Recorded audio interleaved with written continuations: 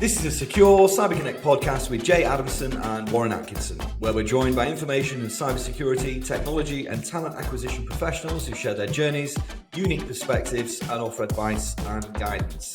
Our topics on this episode will be embedded security and unmanned systems. Today we're delighted to be joined by Toby Wilmington.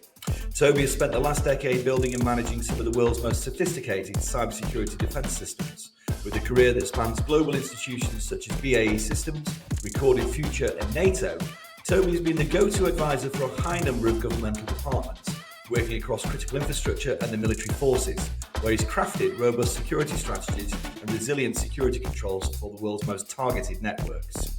Now leading embedded security and compliance specialist, once Komodo, now rebranded Periphery, Toby is focused on tackling one of the most pressing cyber challenges of the modern time, safeguarding the rapidly expanding Internet of Things. And his company are focused on providing intrusion detection and response alongside integrations across the diverse landscape of all extended IoT devices.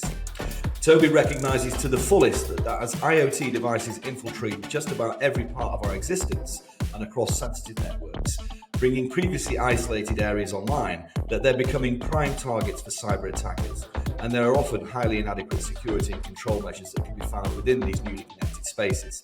This is presenting a golden opportunity for nation states and cyber criminals alike. Toby, welcome to the Secure Cyber Connect podcast, and thank you for joining us today. Thank you for having me, guys. So to kick things off, would you give us a very brief high-level overview of some of the key themes that we'll be exploring in our discussion on this episode? Yeah, so first of all, again, thanks for having me, guys. Today we'll be covering a little bit around sort of why IoT is potentially at risk from cyber criminals, the reasons why, how regulations look as well, how they connect to unmanned systems and the risks that it introduces there as well, because that market is moving incredibly quickly.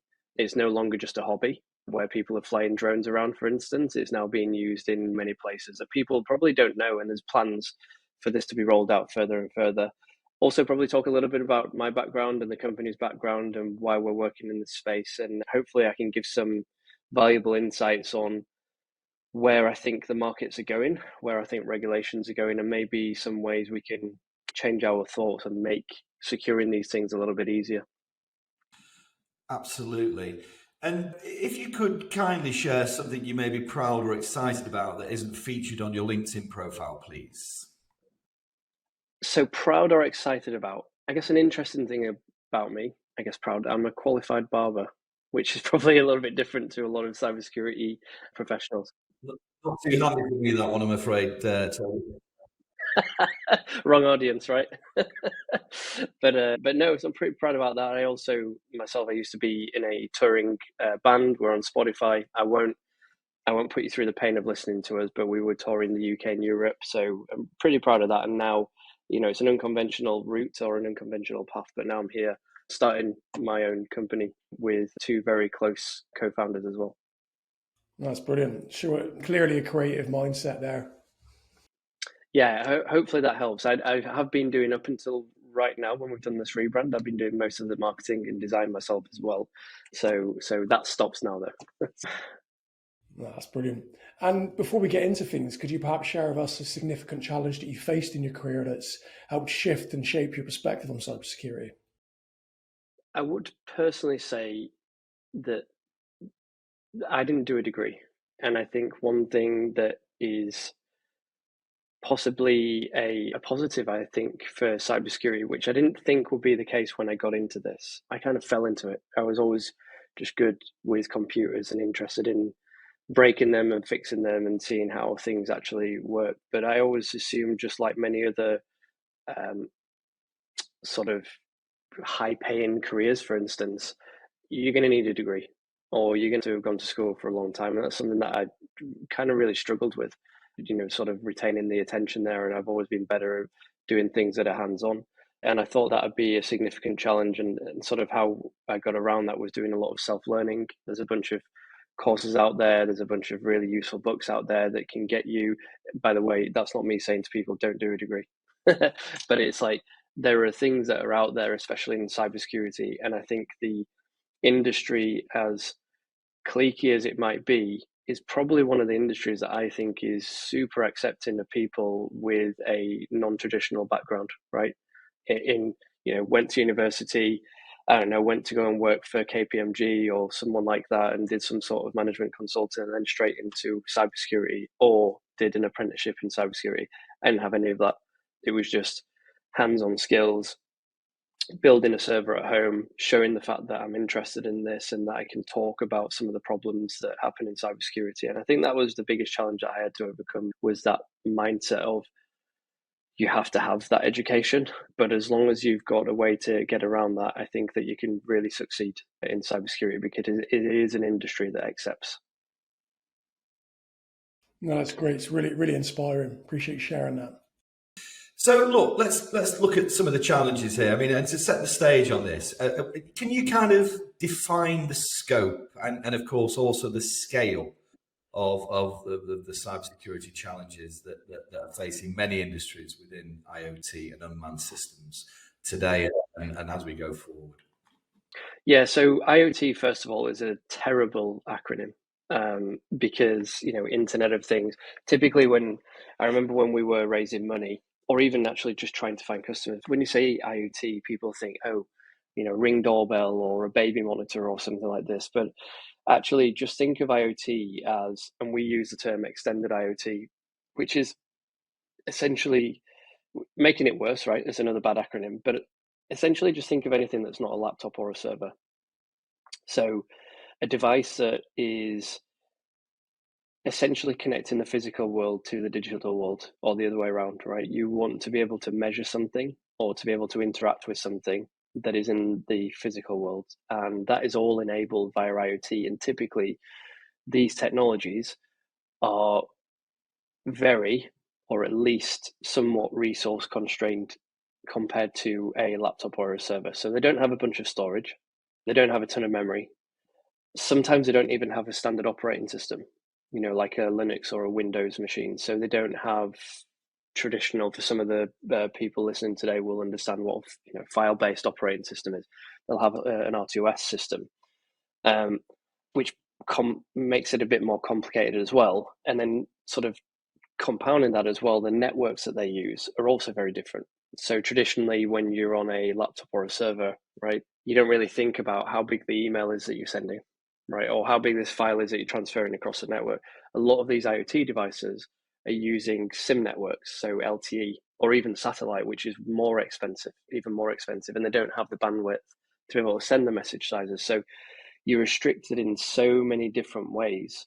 And sort of that restriction has a knock-on effect to cybersecurity as well, because where we in the cybersecurity industry have a very standard, I say standard, we've got a pretty good approach to securing a network. You have a CISO or a security officer that goes into a company and they say, can you help me secure the network from the top down or bottom up, whichever way they want to do it? They've probably got some things and some approaches that they're going to take. So they're going to look at firewalls, they're going to look at proxies, emails, then they've got the people, policies and procedures, etc., and all of the security controls that go around that. Throw endpoint detection and response in there, or antivirus, and kind of you've got these things where you're like, okay, do we have this? No. Do we have that? In IoT, you can't throw antivirus on there because it just takes too much space and it is taking too much network resource. And some of these devices have batteries that are supposed to last 5 to 10 years. So you've also got to think about that nuance, is like, okay, if I have this running, how does it affect the battery life as well? So long way around about saying this is because security is almost an afterthought, and it's the approach in IoT specifically is, or the mindset in IoT is, well, the data is encrypted. So data in transit, we're good there. Data is encrypted. For me as an attacker, that's good though, because if that's encrypted and you don't have antivirus on there, you're probably using or relying on network detection. Hopefully if this IoT device connects to something bad, we'll see it through the network monitoring that we've got. But if it's encrypted, you're not going to see half of the story anyway. So for me as an attacker, that's really good. So, and now that IoT, I believe 2028, I think it's 2028, we're supposed to be at nearly 30 billion of these IoT devices connected to the internet. That's way more than laptops and servers that we have, because it's going into places that we don't think about. It's going into cars. It's going into, rugged routers are the same. It's going into cameras that are on the road. It's going into devices that are being installed in nuclear power plants and energy facilities. And then unmanned systems, of course, because we're having projects that I'm sure we'll be talking about later on that require connectivity or measurement of something, whatever the task is that the unmanned system is doing, the drone or the land vehicle or the maritime vehicle. And me as if I'm an attacker, that's just low hanging fruit. They're connected to very interesting networks. So it's not necessarily, maybe there's an IoT device in a nuclear power plant. If it's a nation state, they might want to cause harm. They might want to blow something up. But in reality, because there's so many of these things, actually, that's a good entry point. They've typically got similar passwords, or they're weak security internally. So maybe there's something there that I can exploit to move laterally within the network, rather than, why would I attack an IP camera, for instance, unless I'm sort of Russia looking at Ukraine? It could be other things, right? It could be actually that's just a route in that probably isn't monitored the same. Yeah, and I think I'm getting from what you said, the challenge itself is so critical because there's actually a human cost at the end of it, as opposed to it just being some sort of financial reputational costs there. And in terms of the current state of IoT, could you share with us where you see it in 2025? So current state as of today, there are some really interesting companies that are coming up to try and tackle this problem. So it's not that it's not being focused on. I think we're quite late to focus on it. Not as a company, just generally we're quite late to think about it. It's kind of, we were saying that IoT was going to kick off like 10 years ago, and it kind of slowed down a little bit, but then all of a sudden, maybe COVID, and geopolitical reasons have accelerated this, but it's really started to be pushed out a lot more because there's a lot of economical benefits to using IoT as well. But there's a lot of companies that are coming out and looking at securing IoT, different to how we're doing it, probably more so network based and looking from the outside, which has its challenges as well, but it's also a little bit simpler to do, less invasive. I think that the landscape as it looks from today onwards is, we are already seeing in certain regulations, which I'm sure we'll talk about as well shortly, is regulations and standards are really starting to take a focus on IoT as well. So the whole why now moment is finally coming. If you're an organization and you're like, well, why do I need to do it now? You're getting regulations now that either have kind of lazily approached IoT and said, find IT technology or find, computers or network or whatever and put in there and IoT, or there's actually regulations specifically that target technologies in specific sectors like critical national infrastructure, and IoT is included within that technology set as well. So we're definitely seeing the why now happen. The same with unmanned systems. The US are taking this very seriously with the chip wars that are going on at the moment, with the geopolitical tensions with the likes of China. They don't want foreign adversaries in their ecosystems, especially when it's close to critical national infrastructure.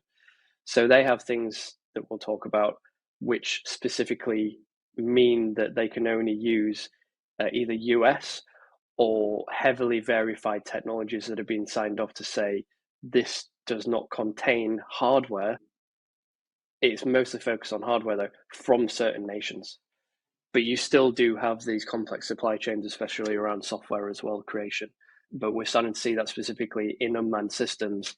And it's not enough. We're seeing other regulations that the US are proposing with NIST, getting some help from NIST to kind of build out what those regulations or what those standards look like. And, you guys will know with the things that you do as well, we speak about NIST all the time. So we know as soon as they start getting closer, like more specific security standards are going to be, rather than just saying like change your password every year or make sure that you update as of vulnerabilities, there'll be some specific requirements there, I think. No, that's great. Just elaborate further on some of those primary vulnerabilities and risks that you're seeing across sort of IoT devices in 2025. What do those look like very briefly? Yeah. So the number one is still the same, is sort of authentication or identity. So the common way to get into any network, and the IoT is not alone in this, is with the username and password. We're very far behind in the IoT industry. We were still using sort of, root or default password or admin. We've been doing that for a long time. And only from last year and the year before have regulations stipulated that you can't have default passwords. So basically, when you set up a device, you've got to reset the password. We've been doing that on our corporate networks for a long time, right? So it's just hit IoT. However, people still get into corporate networks. I think 50%, I think Verizon was saying 50-60% of all attacks are still ransomware, for instance, are all delivered via weird sort of authentication or identity, should I say. So that's still the same. In terms of vulnerability, those passwords can be exploited, so someone can get into them that way. We're also seeing a lot more vulnerabilities in the packages or the libraries that are being used in these technologies and it'd take a sophisticated attacker to be able to exploit this, but many of these technologies actually use open source libraries or packages. And we were only looking at a device in December that had the operating system included and the packages included were 4 years out of date. So in that regard, because they're not treated the same as corporate networks, like I keep mentioning, there's many vulnerabilities that are out there around sort of whether it be Linux, general Linux authentication, to Wi-Fi exploitation. There's vulnerabilities there that can be exploited. And when you think these technologies are going into vehicles, autonomous vehicles that are being developed, I think we really need to get a little bit better around that. And the problem is there's so many technologies and software packages in there. It's kind of like, where do we actually focus, which we've got our thoughts on as well. Look, in terms of unmanned systems, and we've talked about drones, and we've done an episode previously on autonomous vehicles that are going to be becoming more and more integral to various sectors and industries. Obviously, these are introducing a huge amount of new cybersecurity concerns. Can you share your perspective on the current state of unmanned systems? And so, what are the most pressing security challenges faced by unmanned, and how can we better secure these technologies? Yeah, I think so. First of all, because I don't want it's not all doom and gloom. Obviously, being the CEO of Periphery, I've got to paint a specific picture where needed, right? But there are a lot of things that are being done in this space to improve the autonomous systems and unmanned system sort of experience and due diligence that's happening from a security perspective. So if I think about some of the active things that have happened, so at a hardware level, you have organizations, device manufacturers that are actively looking at how they can use the trust zones, which have been introduced by some of the semiconductors or chip manufacturers like ARM, for instance. So that's really good. That's kind of saying if only software should be running in this part of the chip. And then there's a part of the chip that is then cordoned off for things that are not standardized, for instance. So because the supply chain is so complex that actually by the time you get a vehicle, whether that's land, sea or air, you might have touched about 5 companies or even 10 or 15 or 20, right? Including the firmware as well. So there might be parts of that system that doesn't run in the trust zone, but the core things that keep the vehicle safe have to be run in the trust zone. But then you have the question of how do you qualify that all the way through the supply chain, that you've not got something that could impact something or do something else that isn't in the trust zone. But that's still a very good step, and it's encrypted to high heaven, it's locked down and hardened, and it's a very good way to ensure that something is secure by design as an initial step. The second part is the thought around sort of and sort of communication, both inside of a system and then outside to the network. So we're definitely seeing a lot more maturity there.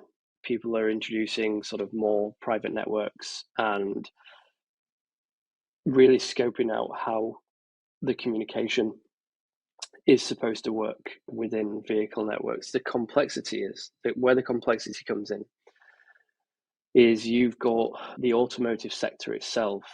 I don't want to put this all down to the likes of Tesla, but they've really sort of redefined how a vehicle network should be laid out. Now, just to point out, I'm not an expert in vehicle networks. There's lots more people that I'm sure you guys can get on that understand the CAN bus way more than I do. However, I know that the vehicle networks for many of the big manufacturers in Europe and the US are redesigning to have a hypervisor system that then controls parts of the vehicles. Whereas at the moment, what you have in older vehicles is a sort of a small computer, and actually all of the controls are through all of the ECUs, through the 150 different ECUs to more in the vehicle, which makes it really complex. So you imagine if any of those things have a vulnerability, you're probably going to have to recall it back, right? Whereas if you have something out there that's a hypervisor, you can have a lot of controls done from essentially what is a small computer in the car now, not too dissimilar from what we've got. So there's some good things happening there. I think the big issue that we're seeing when it comes to unmanned systems, though, is you have this really, take automotive or take aviation, right?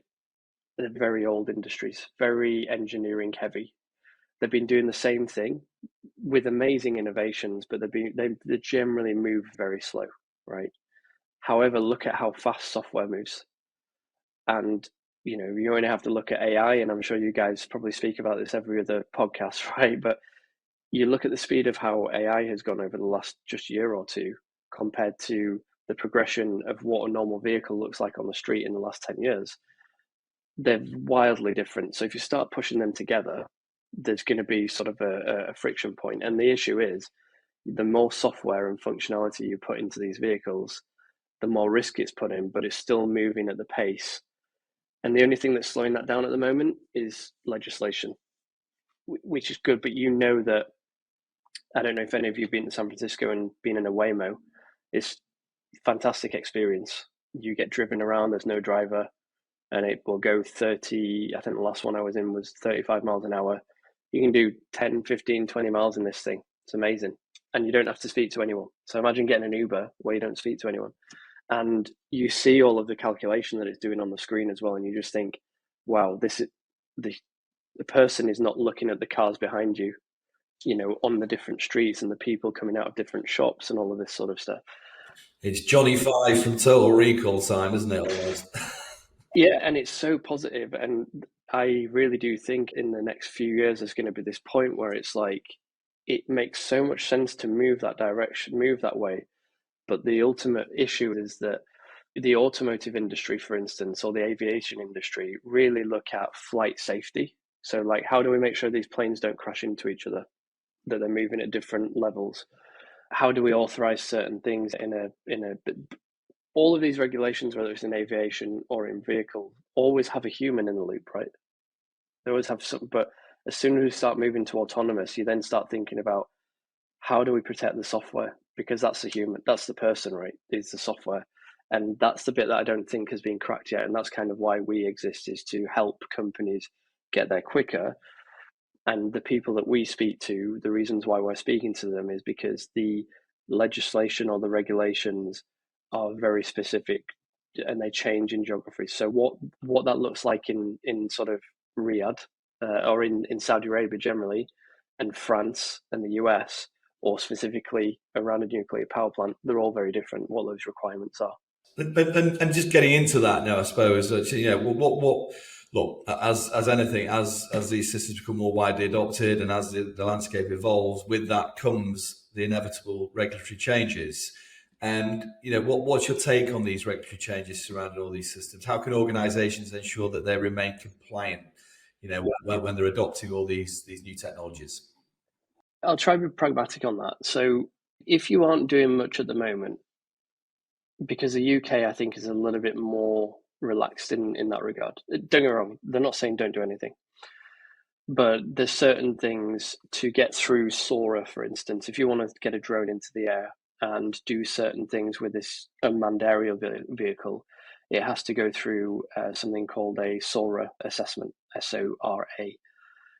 And it does talk about security, but it's kind of like a best endeavors, best practice, and a lot of it's self-certified. Think of it almost as like cyber essentials, right? You fill something out, surely you've done stuff. Now, does that mean that you do that all of the time? Maybe not. So, or definitely not, you don't have to do that all the time, but that vehicle is now okay to go in the air, and with the firmware that it's got at the moment, it can sort of stay up there and operate doing what you said it was going to do. So, and this is where we come in, but just generally without us, I would say if we just look at how we look at software generally and how we look at the hardware that we use day to day, you should be understanding what dependencies and what software is actually installed on there continuously. So when you create a new firmware to either provide new functionality for the product that you sell or to rectify a vulnerability or mitigate a vulnerability that's in that system, you should then be understanding what's actually going into this new build, because you might introduce something else that could be vulnerable in the future, and sort of baselining that constantly. But then the other important thing is then to understand, look at all of those dependencies and then understand the risk as well. So out of all of the, we talked about open source software, all of that open source software that's being used, even if it's not open source, there will probably be, in fact, there will definitely be certain things from certain vendors that you'll be using in there. It's important to keep on top of understanding what of that is vulnerable, but more importantly, so you can see the wood for the trees, out of those vulnerabilities, what is actually and actively being targeted. So which is sort of where this threat intelligence notion comes in as well, because you will not be able to boil the ocean. So you will never be able to reduce the risk of those vulnerabilities being exploited 100%. And you won't be able to do that daily. Trust me, I've done it in these huge networks where someone's come up to me with a Tenable report and said, why is this not all green? And we only ran the report yesterday. And it's like, because cybersecurity is really frustrating, right? It's not like you go to school and you learn joinery or electrician, how to be an electrician, and those skills are still the same probably today. Tomorrow is totally different. The landscape's different. So I'd say, I think people need to really get on top of their software bill of materials, their SBOM. But that's not just about running a report to say these things rely on these things. It's also about understanding what the risk is to that SBOM, as well as a bunch of other things. But I could go down a rabbit hole about this for sure, guys. Fair enough. And look, we've seen you touched on this earlier. We obviously, with all these increasing interconnections between geopolitics and cyber, especially as you mentioned at the head of the episode concerning critical infrastructure and semiconductors, how do global political tensions impact the cybersecurity landscape with regards to all the IoT and unmanned systems that we've been touching on? Massively. If for the listeners and yourselves, there's a really good book if you've not read it already called Material World. It's not a Kylie Minogue song. It's a book that's really useful, and it talks a lot about the semiconductor industry actually, and how much reliance there is on the semiconductor industry from certain nations. Not the common sort of like 4 or 5 adversaries that we think about, but ones that are very close and maybe even close to being taken over. So you've got the complexity there around the state of the geopolitical state between the likes of Taiwan and China. You then, from a semiconductor perspective, you then have to think about the tensions in terms of relationships from the US and China. Again, from a semiconductor perspective, the UK are generally sit on the fence a lot. So we still, even though we have stipulated in the telco industry, for instance, that we can't have certain companies on our backbone, we're still doing business with them, which, it has some productivity in itself. Then you think about the warfare that's happening, with the likes of Russia and Ukraine. in the Middle East. We look at some of the innovations that China are building out from an unmanned system perspective, and it's really impressive, and they're doing that very quickly at a relatively low cost. Here in the West, I think we're playing catch up in that space, and what will generally end up happening is we'll have to move so fast, and that the triangle, I can never remember the name, where you've got sort of the cost, the quality, and the speed. Something's got to give, and if we want to keep up with with the way that geopolitical tensions are moving, we're going to have to either make it cheaper, or the quality is going to have to go down, for instance, because we can't pay for the quality in these systems. So that's why security, I think, will really have a sort of a knock-on impact on. We might be skipping on this now. One thing that I wanted to point out there is, let's take an analogy here, right? You have a drone. Why do I care that a drone would be hacked? Because why would someone actually want to do that? So I'll give you some real life scenarios. So there was a scenario in Ukraine where they captured a US drone, and they managed to take the data from the drone and compromise the drone to unearth where a Russian base was, and right down to the longitude and latitude. So they could send artillery and missiles to that base and successfully hit it. There's other things that we've heard of, it's not been verified, but where UAVs have been captured by Russia, and they've pre-positioned payloads, so files on this drone, which hopefully will then be plugged into a network. So there's those scenarios that happen. But then there's also scenarios where these UAVs or these drones, some of these things can lift like 200, 300, 400 kilo of cargo, right? Moving ammunition from a ship to a ship, or even think of it moving just general cargo, right? It could be our mail. So it's being looked at on how we can do that, how we can move blood around London, so sort of organs sort of fly from one hospital to another. All sorts of interesting things are happening. We're seeing drones being used now in energy plants and nuclear plants, for instance, where with the way that the economy is going, there's not as many security guards as there were anymore. So these places, they get looked around consistently by a person. Now they don't have the people anymore. They can't get the staff. So that could either be because the people aren't there, or because they can't afford it. So they're looking into UAV technology to see how that surveillance that has to be done from a national security perspective.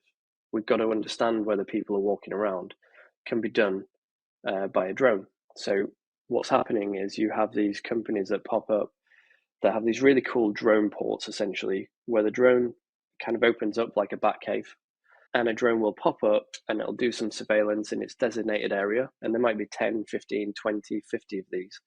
And it'll do the surveillance, and then it'll come back down and recharge. Now, there is no internet connection between this drone and the internet, but there is a network connection between the drone port and the network of the nuclear power plant. So how do you know, or what do you have in place? And it runs on very similar technology. How do you know that's not going to be compromised, that someone's not going to plug something in, or that someone's not going to pre-position something or exploit that drone port somehow to get into the network? And just to be clear on this, there are a lot of UAVs that are connected with a SIM card.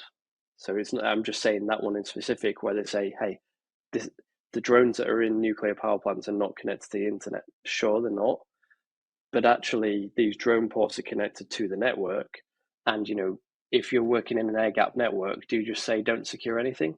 And that's not what we say. We just say it's a lot more secure, but we still have to take best practice to actually secure and put those controls around those places. So I just thought I'd give a few analogies there just to make them real life. No, appreciate it. It's fascinating stuff.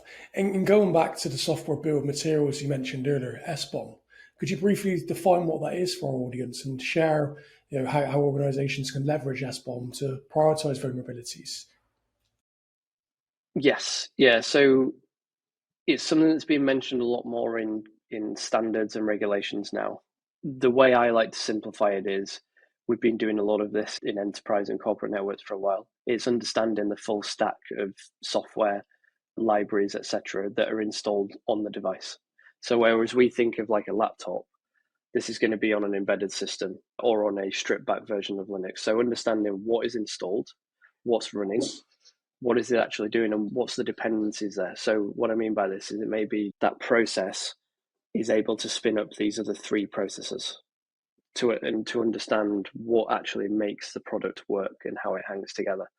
So it's almost like an inventory, like a software inventory of the device. And then what people should be doing is understanding what the threat profile is to that SBOM as well. A lot of the standards aren't sort of stipulating that at the moment. They just kind of say, just make sure you've done the best practices in terms of the vulnerability. So if it's if it's running on an old version of Debian, make sure you've done a vulnerability scan on that old version of Debian. But they don't necessarily know, once a firmware is being built, maybe it's gone to a software house and they know it runs on Debian, but then don't know all of the dependencies that are being introduced now. That's where we're seeing companies fall over a lot, is they think they have everything in place. There's files in there, for instance, even though everything's encrypted, in transit, we've had devices where we've logged on and we've found that a lot of these processes that are running are using root or sudo permissions, and those passwords are stored in plain text on the device. So, it's things like this where you really have to understand how the device is being built. And I think we have a pretty good grasp on laptops and servers, right? General enterprise technologies. And that's where we're playing catch up here. And we've got, I guess, we're at a bit more of an advantage because there is less software on there. We don't have Microsoft on there. You generally won't have a full-blown Linux installation on there sometimes. That's probably more the common one that you might see. You don't have OS Xi on there. So yeah, that in itself reduces the risk, but it doesn't totally remove it. No, that makes sense. And I know we touched upon threat intelligence earlier and proactive threat detection, for instance. How important is that threat intelligence when it comes to IoT and unmanned systems? And how do organizations or individuals use this to mitigate emerging risks that are coming out? I think it's really important. And right now, there's not a bunch out there in terms of threat intelligence that is super actionable. The reason I say that is, you think of all of the big vendors that are out there for endpoint, for instance, the CrowdStrikes and the Sentinel-1s of the world, and Microsoft, for instance. There's so much telemetry and so much understanding and research of what's actually going on in these devices. And if there has been an attack that's happened and you've had a Mandiant in there, for instance, there's some really good research and information that's put out there on the techniques, tools, and procedures of these threat actors. We don't know what's been going on inside of these IoT devices. So we're really lacking in that regard. So all we really have, again, in the threat intelligence space, we're kind of where we were 5-10 years ago in the threat intelligence space, which is IOCs, which we know in the industry. I don't want to say they're useless, but it's very rudimentary and very sort of entry level, and it's better than nothing. However, you can't just rely on that. So I think generally my sort of opinion on that is that's where we need to improve on, which is why we've created sort of this embedded solution, not only to protect customers and help customers, but also to get an understanding of actually what's going on inside of these devices if something does happen. Because right now, all we really know is things about botnets, for instance. So we know lots of routers, lots home devices, for instance, are taken over by botnets, and a lot of the time you won't even know that your device is part of a bot network. However, there's more things that are going on. So you only have to think about the vulnerability that popped up with Linux a few months back. Was it middle of last year, where there was the theory where a nation state had compromised the build of this open source of a Linux distribution and sort of pre-positioned something in there. We're seeing the US talking about the sort of nation states pre-positioning themselves in devices that are being delivered. So there's all these sorts of things, and we don't know enough at the moment, which is something that we're trying to help with. So having the likes of honeypots and virtualized systems that you can put out there to kind of grab that intelligence, which is something that we already do, and also trying to understand what's going on inside of those devices is really key.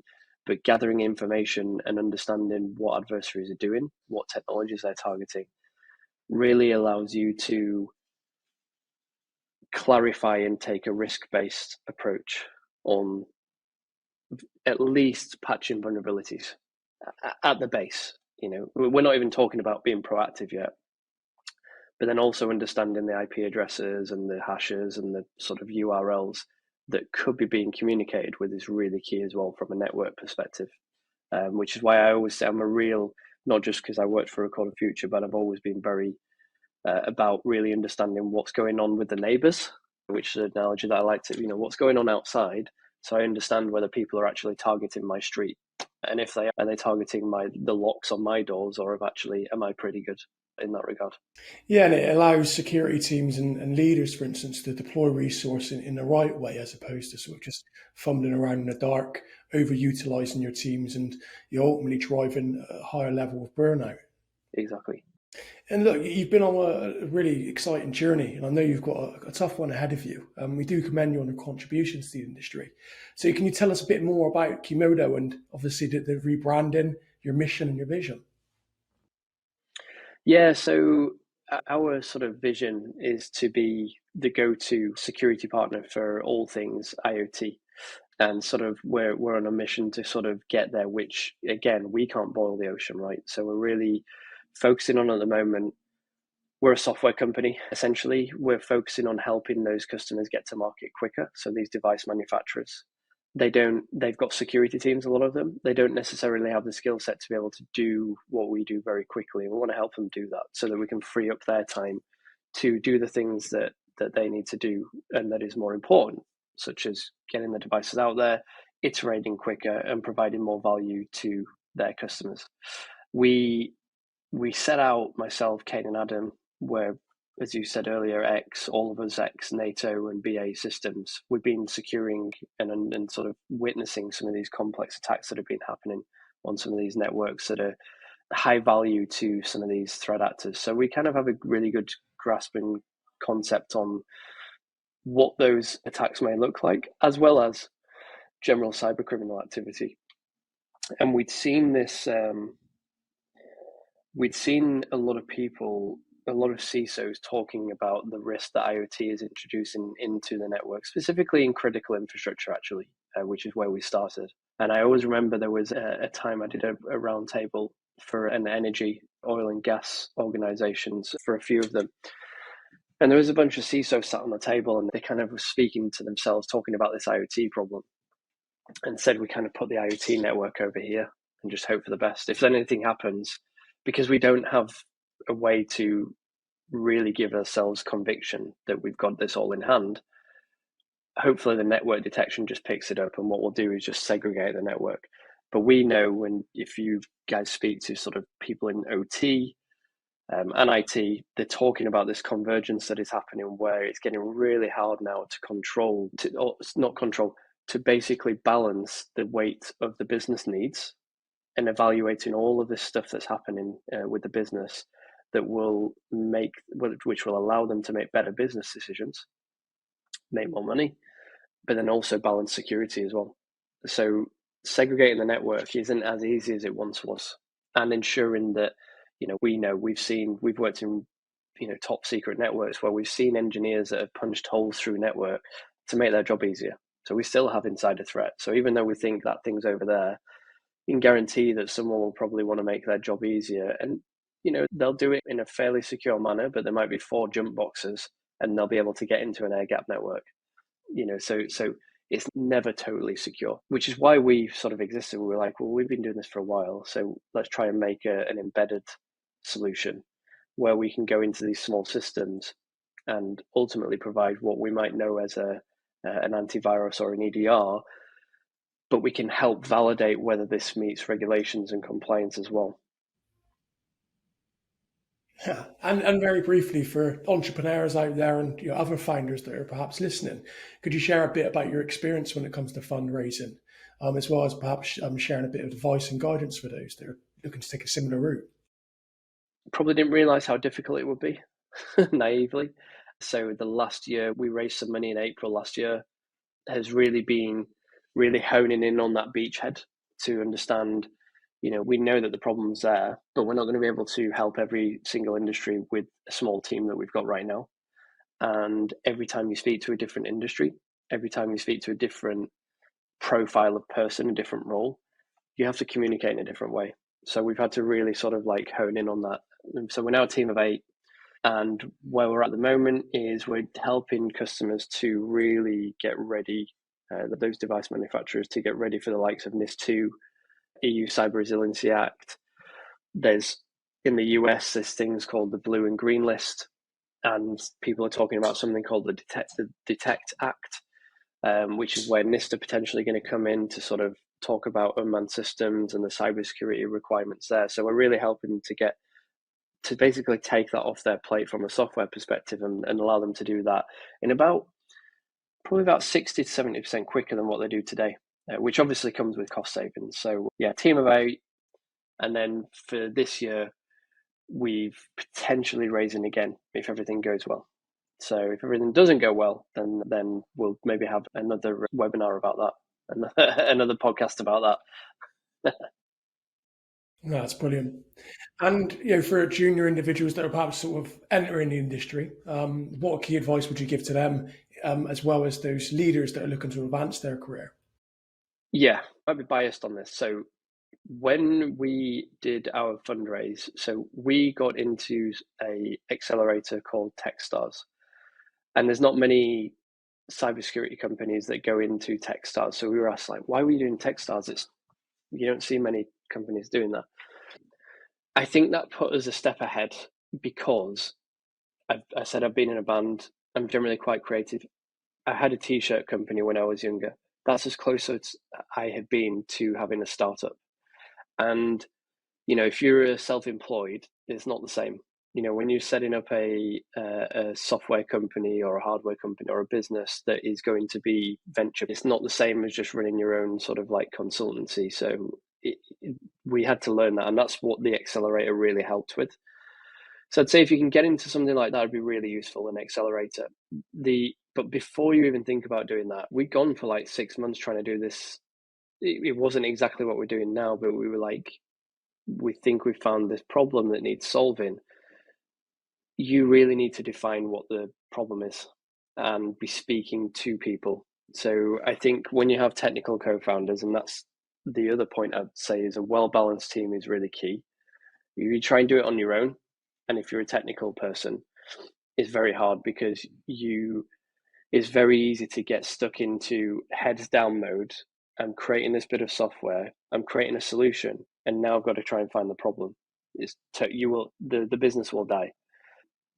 And I think it's because the approach that we took that made it, I don't want to say easy, because it wasn't easy, but easier than the co-founders or the founders that we were in our cohort at Techstars with. Some of them have not raised. It's been a really difficult time. COVID's had a knock-on impact to that. We've seen that the valuations of companies has also really changed from when they were like stupid money during COVID, where you were just selling an idea and you get millions and millions. Like, it's starting to even out now. One thing I would say is the money is there. So there is capital there. There are really good funds as well that you can work with in the UK and Europe. And there are ones that have a US mindset. And what I mean by this is you'll also see that there's lots of funds in the UK, very risk averse, don't like software which is high risk, and you've got to have some proven track record that you can do. So even though they say at pre-seed, but they are there, and that's the thing. You've just got to find them. There's a couple of handfuls of funds in the UK, and there's more popping up in Europe now that have this US mentality where they're like, look, we are totally convicted in you as the founders. And that's the biggest hurdle that you have to get over, is like, you have to have a good team, because actually, even if you don't have the best idea, if you are the ones to take that idea to market and you can convince someone that there is legs in this and that you've done your due diligence, like, ultimately, let's say, Warren, you're you're the person that's going to create the next iteration of SpaceX, right? Sort of VC that you're going to speak to, sure, they might participate in that space, but they're not an expert like you are. So if that is the conviction that they need, first of all, and then that you have the ability to build a good team as well, which is where guys like yourselves come in to be able to get those good people around you as you're building out and trying to find that product market fit. But again, I could go on about this for ages, but I'd say definitely build a good team. Decide whether you actually want to be venture backed or whether you want to bootstrap, because you can't do both. I'd say from very early on, either go in fast and fail fast, or understand that you're going to grow this out because you want it to be a lifestyle business. And that's totally fine as well. But first of all, make sure that you've really spoken to people and you've found the problem. I have a real life scenario, actually. So you've been speaking to Jack, who's in our team. He isn't necessarily junior, sort of, in his career, in sort of just generally is I wouldn't say older guy, but he's not straight out of university. Let's put it that way. However, first time in cybersecurity. What I care about, and I'm probably trying to attest to myself being a good manager here, but what I would say is, regardless of necessarily how much background you've got in a certain space, if you're junior in a certain space, your ability to constantly want to learn more will outweigh the things that you don't know. And if you constantly put 110% in, then that gets noticed and you will fly very quickly, I think. The reason why I say this, especially where we are, is very easy in cybersecurity. As you go up and up, it's quite easy to coast, and I probably shouldn't be saying that, but there's roles that you can do where you turn up, it's 9 till 5 or a shift, but after that you can probably leave the stuff in the office. Like, I think at the start, it really will accelerate. I'm saying you could probably move 5-6 years in terms of like progress in putting 110% in or 200% in that first year. That will get seen, and that will get you jump into the next place. And it also really stamps something in your mind, and that's something that I've seen from certain people, where it's like additional learnings outside of work goes a long way. Yeah, so I'd definitely say that. I think just giving everything your all, getting comfortable being uncomfortable, and just constantly trying to learn is the really key thing, which is probably the same in many industries, actually. I suppose, look, to wrap up, what does the future hold for you guys? What does it sort of, what are your sort of plans going forward now? Yeah, so we have long-term visions, which is, we said to be that leader. We want to grow into the US, for instance. Right now, because we are pretty early on, we have to have that in mind, but have to be really hyper-focused on the next 12 months alone. So we're going to be closing out a few more customers this year. All things going well in H1 this year, we'll then look to be doing a fundraise potentially. And then after that, we'll be growing the team again, probably more on the technical side of things, and trying to find this product market fit, which is essentially understanding and, getting to something where, the first 5-10 customers are always going to be a little bit, they'll be in the same vein, but there'll be a little bits of bespoke pieces put in there. And through that journey, we'll be able to find, okay, these are common things between them all. And that's essentially what the product becomes. If that makes sense. So we're kind of on that journey at the moment. So one eye a little bit on the next 5 years, which will be sort of, growing to be a global company, a potential exit or acquisition, for instance. But right now, the main focus is really on the next 12 months in sort of really putting our feet in there as the go-to now in the specific spaces that we're focusing on, and getting those additional customers out. Well, it's clearly a vitally important side of the security sector that you're focusing on, and we commend you on what you've done so far, and wish you the very, very best of luck with this. I'm sure you'll be a roaring success with things, so Toby. And I think, look, I think your insights today have been amazing on a number of topics. I'm sure our listeners will want to find out more about yourself and about Periphery. If they want to stay connected with you and beyond the platform, where else can they reach out to you? Yep, get me on LinkedIn. I try not to be that annoying person on LinkedIn. I do post stuff every now and again. But yeah, get me on LinkedIn, on Toby Wilmington. Pretty easy to find. And then I'm usually at some of the events and trade shows as well. So we can go and grab a coffee or grab a beer. I'm an IPA fan, so definitely up for a beer as well.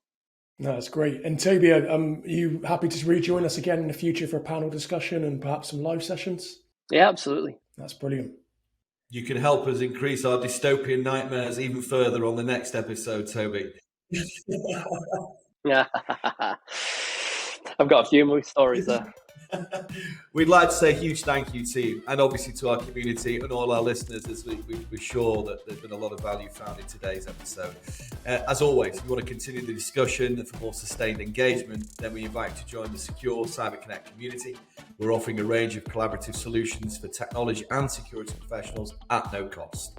These include expansive community access, cross-sector mutual mentoring programs, weekly online networking sessions, and a range of exclusive interviews such as this, along with future panel discussions and masterclasses throughout 2025. If you want to learn more and want to gain access to the community platform and any of our initiatives, please visit secure-recruitment.com/cyber-connect/. Thank you very much.